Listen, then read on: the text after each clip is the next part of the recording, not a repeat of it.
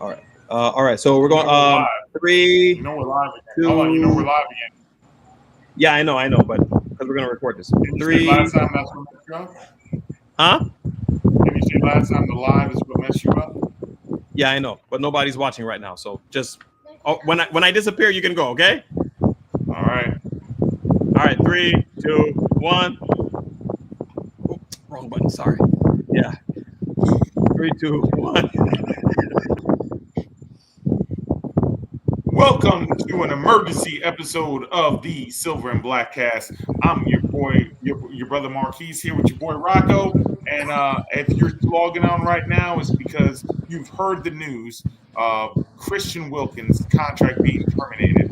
And so, Rocco, can you talk to us a little bit about that? Maybe talk some Raider fans off the ledge. Sky's not falling. I guess we terminated. I guess it was actually last month. It sounds like this has been brewing behind the scenes for a little while now. We terminated his the guaranteed money on his contract last month.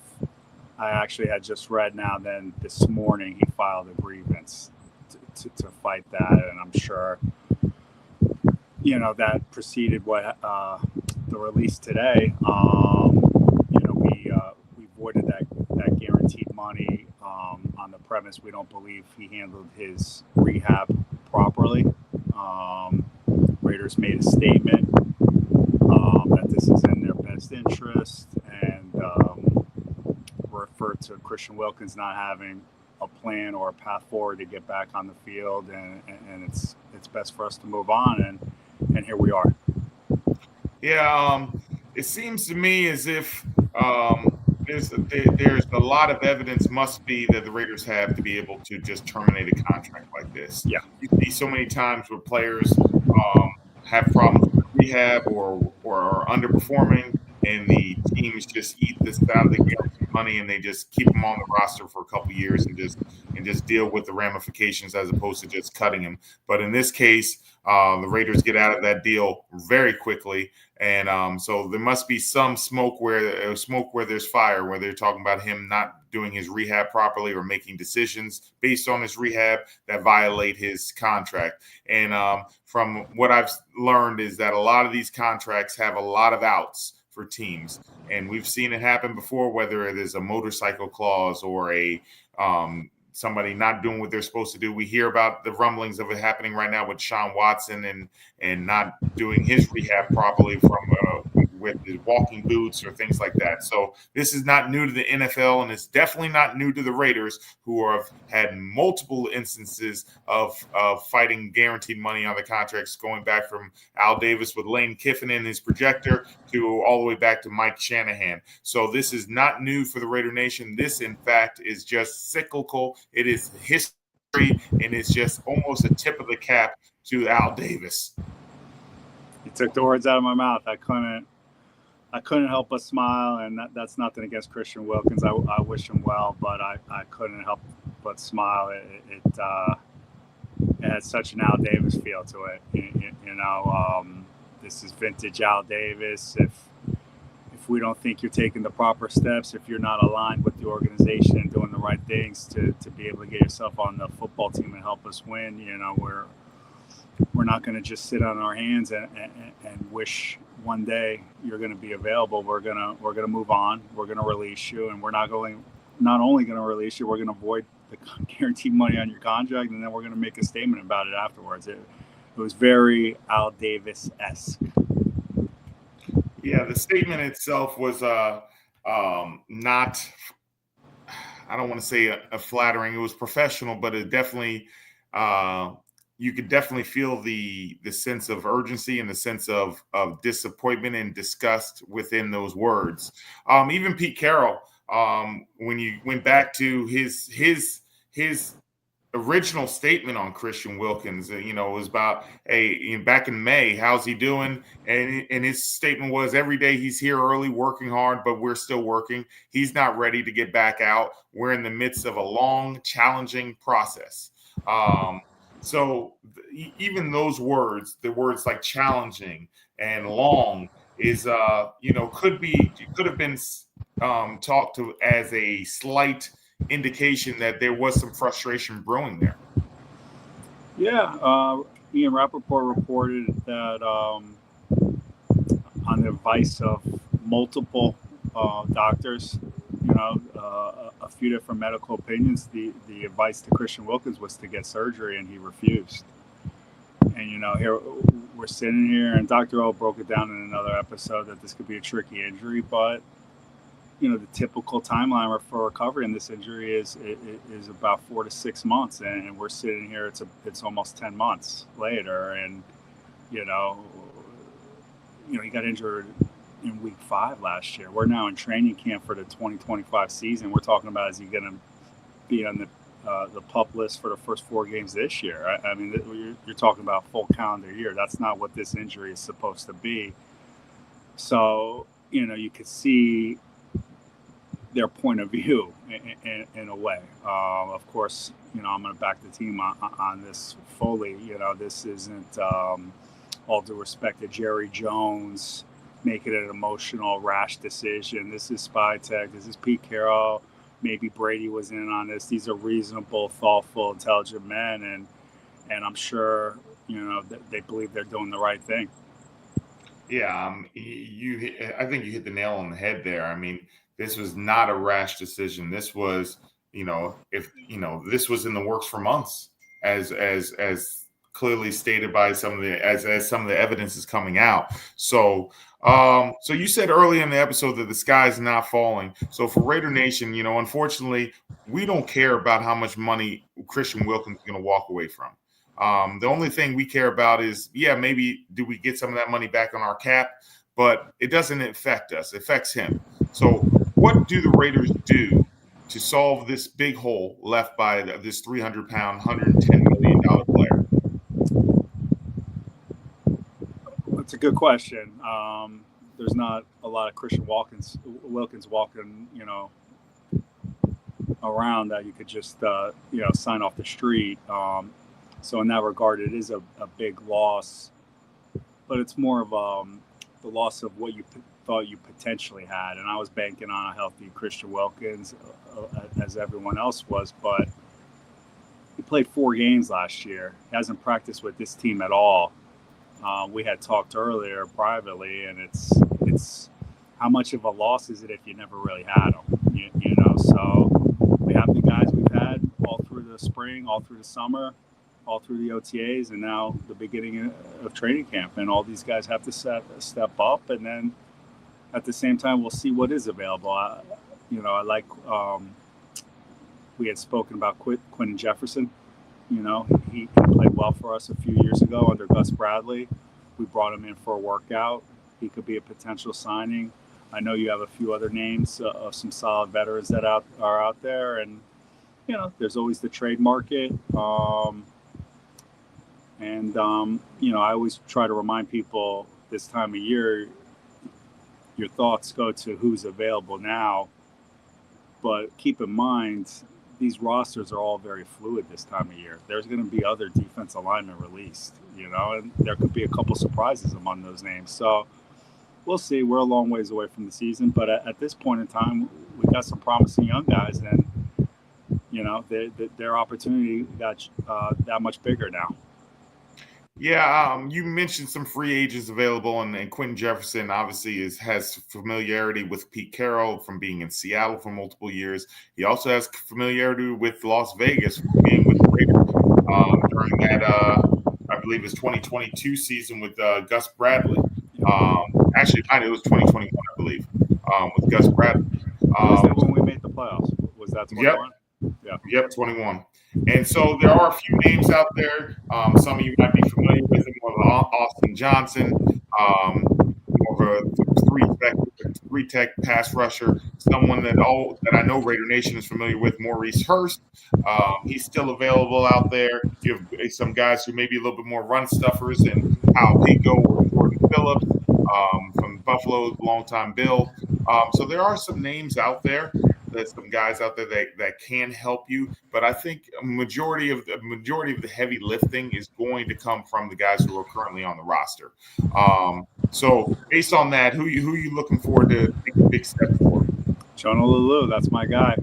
A few episodes ago, you asked me for a surprise impact player, and I mentioned him then. We need him now even more than we had previously thought, right? I'm a big Robbie Leonard guy, and he speaks glowingly of Jonah Lulu. Max Crosby in his opening press conference of this training camp yesterday spoke glowingly about Jonah Lulu. He's flashed. He's got the talent. He's got the potential. He's the guy I got my eye on. And we never know if what's known behind the scenes. If Robbie Leonard, who has spoken glowingly about him, as you alluded, and Max Crosby knows what's going on with Christian Wilkins, so they're trying to maybe fulfill some confidence in Jonah Lulu. But some of the things that Robbie Leonard said is that he's learned a lot from Christian Wilkins, and he's starting to move like Christian Wilkins. This was done when they had their rugby scrum of coaches a couple months ago. And so Jonah Lulu is a very talented player. From a report by Adam Hill, he wrote an article on the lack of confidence Lulu has had, and how even when he received compliments from coaches, he thought it was being sarcastic and didn't feel good about himself. And that's starting to change for him last year. So hopefully he has that confidence. He believes in himself. He's going to have the opportunity of a lifetime to make something of himself in the league and make his name known across the league. And we'll see what he does with it. We'll see if he's able to run with that. And I have all the confidence in the world that we will be looking at Jonah Lulu and the Christian Wilkins, leaving Christian Wilkins the same way that maybe we looked at when we did not re-sign Jared Cook for the opportunity for Darren Waller. And Darren Waller took off after that. I like that. I like that comparison, yeah. I also think of Tyree Wilson. Not so much first down. We got to stop the run first. But when we get into those obvious passing situations, I like him rushing from the inside. He should get that many more reps. In those situations, he's got all the talent in the world. Was a project coming out. He's slowly but surely gotten a little bit better. And I look for continued improvement from him. And let's hope he takes a leap, and it's not just a little improvement, it's a big improvement. That's certainly possible. He's got the physical tools to do it. Yeah. Tyree Wilson is a guy with all the talent in the world, as you said. His sack numbers and things like that don't jump off the page with him. And let's be honest, majority of fans, that's what they look for a defensive lineman. It's not about the pressure, it's about how many sacks did you end up with. And Tyree Wilson missed 8 sacks last year.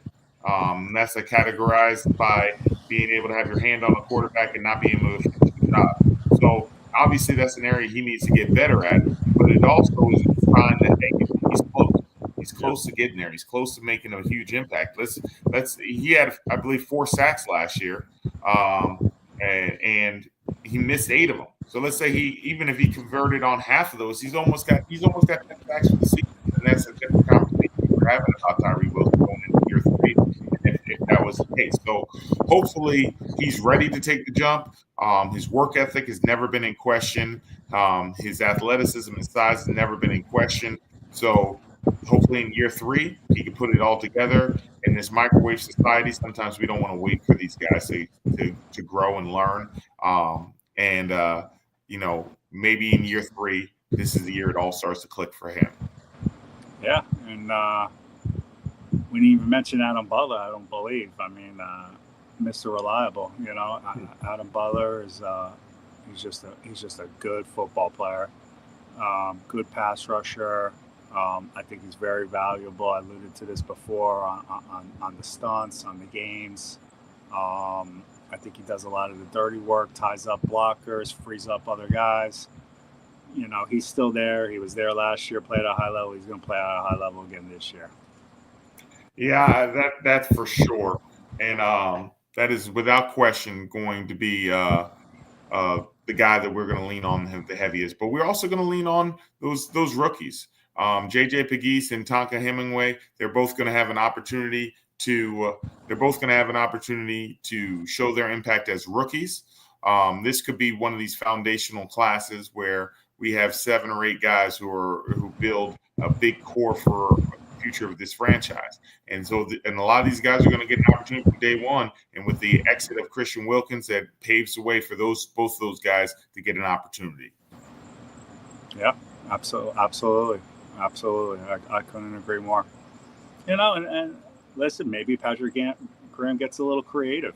Maybe you see some more 3-4 on first down. You know, maybe you have 4 linebackers out there, and Tyree Wilson playing kind of like that 5 technique as a tweener, and we've dabbled with that a little bit in the past with Patrick Graham. So maybe it's not just the players stepping up, but maybe the coaches adjust as well. Wow, that's an interesting thought. I haven't even thought about that, but that would be interesting. Just for fun, how would we line those guys up in a 3-4? Well, I think he'd have Max. Obviously, we're always going to have Max, whether he's standing up, or I think he prefers to have his hand in the dirt. Then on the other edge, you have Kuntz maybe standing up, or it doesn't really matter. He could have his hand in the dirt, but it's the same concept. I think you have Tyree Wilson as one of those defensive end 5 technique kind of tweeners, like I just spoke about. Who's the big nose? The veteran we signed, Lakatas. Lecky Fotu. Fotu, yeah. Maybe he plays the nose. Maybe Pegues plays the nose. Maybe Hemingway plays one of the defensive ends, or I guess obviously Butler could do that, like that type of 5 technique on the other end from Wilson. I'm not exactly sure. It's just a thought, but you do have some versatility there. Yeah, that would be an interesting conversation, because there are some guys who are versatile, and as we know, the fronts are misleading. Teams that are 3-4, 4-3, it's all the same. Most of the time, they end up being in the nickel. So, but it is an interesting thought, Rocco, and that is a fun game to play. Where would they match up in a different alignment? So, but back to the final thoughts on Christian Wilkins, guys. Don't panic, Raider Nation.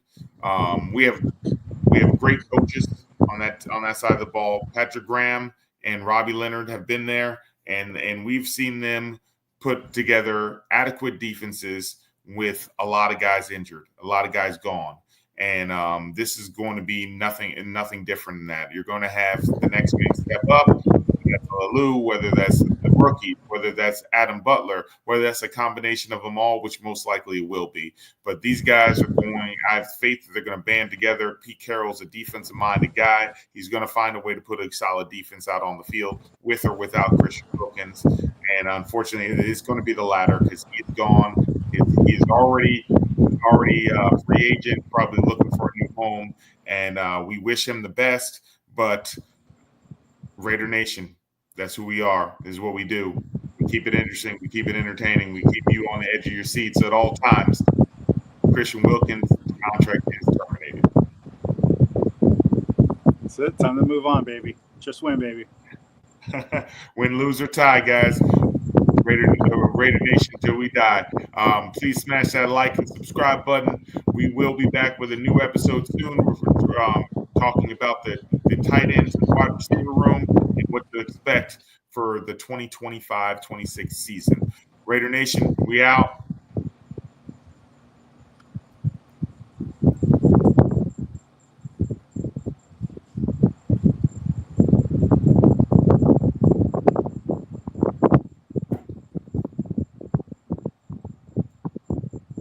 Mike, I don't know if you're going to be able to sit outside anymore. Why? That wind is too rough. The wind, you can hear it? Yeah. Yeah. You're pretty good. Oh, man. Well, we got it this time up. Hopefully, That's good. Hopefully we'll get them to finish it this time. And then you can actually go to bed. Oh, I hope so. Oh man, I gotta tell you, man, this is surprising. This is really surprising. Usually, you get some kind of whispers of something like this happening.